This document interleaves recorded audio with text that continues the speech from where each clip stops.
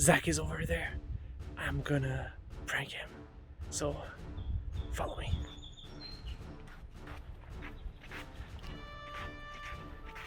Hey Zach, does that smell funny? What?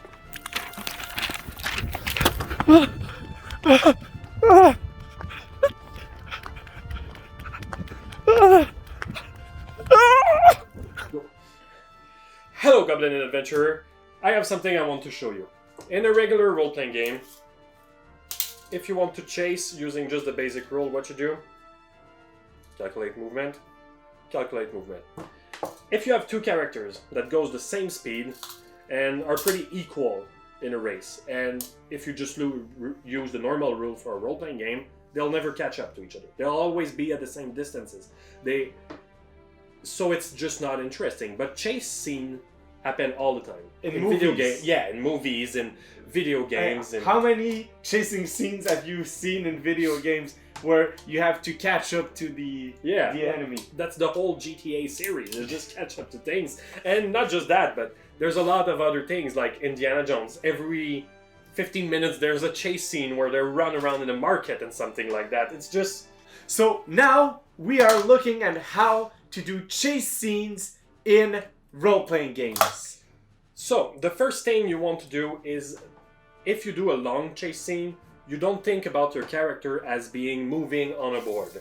That doesn't work. Because when you chase someone, you're not just moving straight. Since you go at pretty much the same speed, the things move around you. So how you simulate that is that you keep your character at the same position as they are chasing every turn. Then you use your environment, you use your cunning, you use your sprint, you use your thing to give you an advantage that leads you towards the person that you are chasing. So let's say here we have two characters and both of them move at a speed of 5. And they are starting with a distance of 10 in between them. So both of them are going to choose what they roll in order to give them an advantage. So what are you going to use to give yourself an advantage? So I'll use athletic, but in a different way. I'm just throwing a rock at him just to surprise him. When you're surprised, you don't go as fast, right? So our gap, because I rolled a 3 and you rolled a 1, so there is a gap of 2. This means that I have a bonus multiplied by the chasing multiplier.